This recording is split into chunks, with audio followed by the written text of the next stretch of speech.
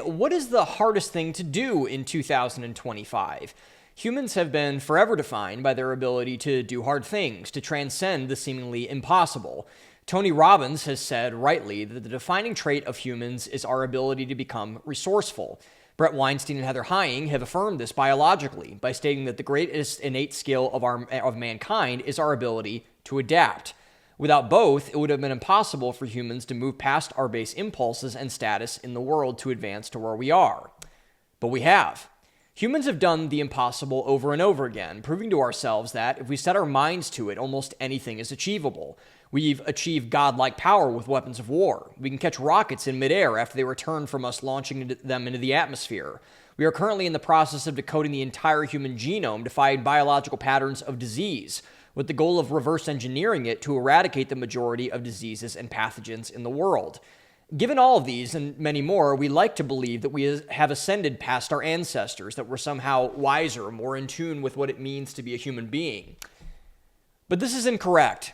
For all of our achievements in the realm of material and technological human advancements, we have also made a serious regression, one that I deem far more important than the atom bomb, CRISPR, and the Mechazilla. Denzel Washington has stated before that humans have a bad habit of confusing movement and progress. While the atomic bomb, CRISPR, and the Mechazilla have all moved our society forwards, they have done little to progress humans in ways that actually matter to the vast majority of people. Which brings us back to the initial question: what quote-unquote hard thing confounds people more than ever in 2025? For many people, the answer to this question is one that has, to be fair, confounded people for centuries: their romantic lives. The romantic arena has always confounded the human heart, mind, and soul for as long as it has existed. King Solomon dedicated a whole book of the Bible to it. Shakespeare wrote some of the most popular plays in human history on it. Entire cottage industries of content have materialized to talk about it. Always a popular topic, dating and romance in general seems to have picked up so much steam that now everyone has an opinion on everything around it, and most often, not good or positive ones. The biggest criticism that has come about with the modern dating scene is that it seems harder today than it ever has before. There has never been a time outside of the present where it has been harder to meet someone, fall in love, start a family, and fill the gap in the human heart, we're told.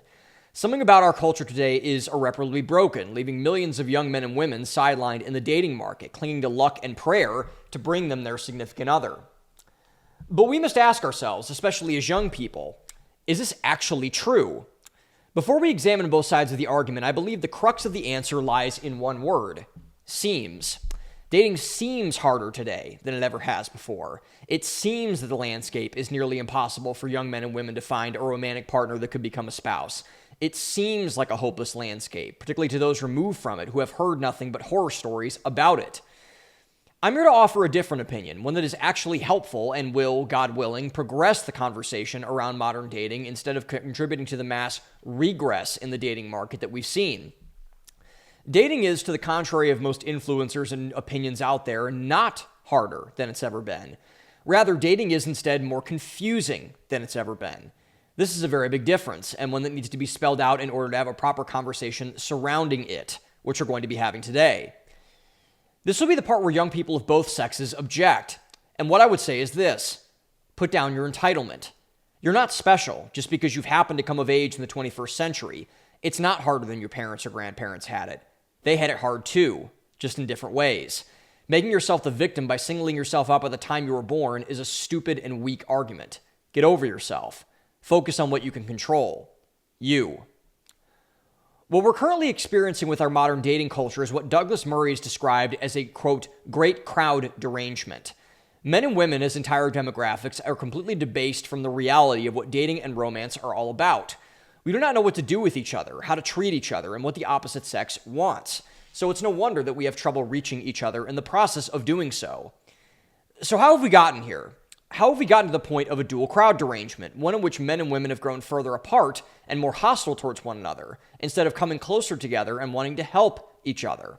What has led to this confusion, and who is behind it? It's good to understand first and foremost that while dating has certainly been less confusing, it has always been confusing in general. As Tucker Carlson once stated, men and women at a fundamental level do not understand each other. They never will understand each other because men and women are different. The absurdity of feminism and the gender cult will never change this fact, no matter how often they yell into the void of social media or street protests about it being so.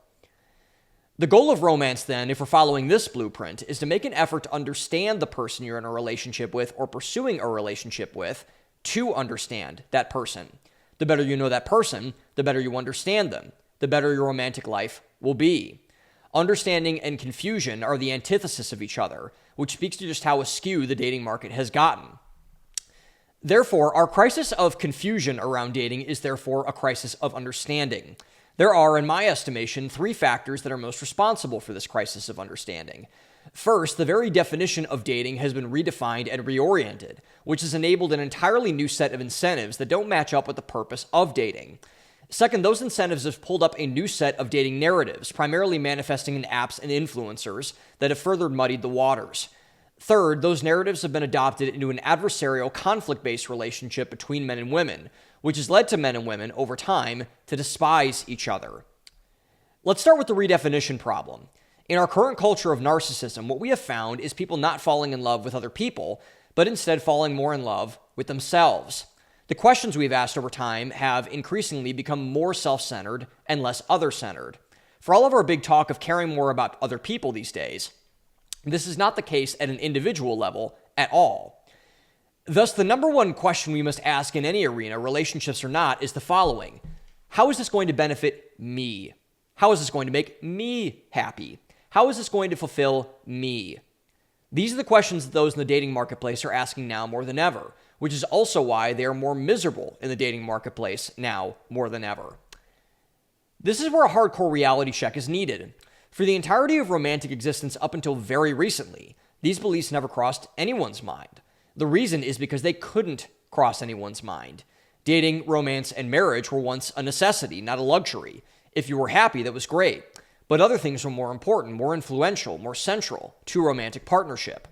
And what were these things? Most presciently, meaning. Dating, ultimately, is a process to discover more meaning in your life through service to another person. It's not about you. It's about the other person, of who you choose to couple up with. The reason why so many couples don't make it, the reason why the divorce numbers, though widely disputed and mostly inaccurate, are what they are, is because people take the opposite approach. They believe it is about them, not the other person. This can manifest in many ways: money, sex, the raising of children, whatever. But the backdrop is still the same. If you do not do what Jesus said and die to yourself, you will ultimately end up killing your relationship. If you hold on to your narcissism, your selfishness, your unrighteous ways of living, you will destroy any and every relationship that you have, particularly romantic ones. It may not happen right away, but it will happen, guaranteed. Given this mass redefining of the purpose of romantic relationships towards a self-centered approach, this has opened the floodgates for the narratives around romantic relationships to become corrupted. Malicious actors, always finding something to exploit, have seen this split and upending of normative romantic relationships defined by traditional values, and have found their ways to increase the division for no other reason than to achieve greater power and profit for themselves. The 2 primary offenders to this are dating app manufacturers and both male and female social media influencers. And let's begin with our technocratic romantic overlords. The dating app market is one of the biggest and most competitive ones on the planet. There are dozens of them, all with quote-unquote different purposes, that compete in the most cynical way for our time and attention, far more than traditional social media companies do. The goal of dating apps for the people who make them is to initiate connection between men and women that lead to happy, long-term romantic relationships. But this is a lie. They do not mean this at all. They do not want this to happen. They cannot escape what they are, a social media company. The strategy of running a successful social media company is the following: accumulate users for free by creating an addictive and awesome product, and then upsell them via advertising or premium memberships. Dating apps have done this to near perfection, hijacking brain chemistry in what most deem the most consequential and sensitive area of their lives. These technocrats have promised an unpromisable thing, designed to be deleted, as Hinge says. We're different, says Holy and Upward, the 2 biggest quote-unquote Christian dating apps in the world, all run by Match Group. We empower women, shrieks Whitney Wolf of Bumble. All lies, every single one of them. Dating apps do not accomplish a single one of these things, nor do they want to. There has been no greater tool of animosity and division between men and women than the mass adoption of dating apps, which seek to divide men and women by keeping them from one another. They're all talk, no action, at the expense of your heart and your wallet. What's more toxic on top of dating apps is the dating influencer class, as defined by feminist women and red pill men. These two idiotic demographics, capitalizing on the great dating crowd derangement, have further blown up the narrative by adding to the confusion, stirring the pot, and ruffling the feathers of men and women by pouring gas on the fire via our social media feeds and YouTube algorithms. The motive of these influencers is the same as our dating app companies: power and profit. These liars, these false prophets, those who claim to be wise but instead are fools, as Romans says, prey on the misery of the modern dating market by injecting it with inflammatory and outright nonsensical information, adding to the confusion, making sure that people stay confused. Like our dating app companies, they do not want young Americans to get better. Instead, they want them to stay where they are, desperate, hopeless, and nihilistic, constantly craving for more, hoping for a solution that will never fill a hole in their hearts. Ultimately, what the redefinition of the purpose of dating and these toxic narratives lead to is what has defined our dating market for the past decade: an adversarial relationship between men and women. Men and women in today's world see each other not as complements, but as adversaries to overcome, as things to conquer. They don't see a need to partner together, because to seek partnership would be to lose the game that has been constructed around them. It's hard to think of a more destructive and evil thing than this. Men and women are meant to complement and help one another, not tear one another down. But yet we've abandoned this totally.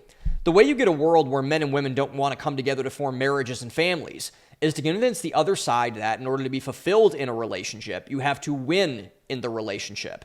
This is wrong on either side of the coin. But yet so many men and women believe this.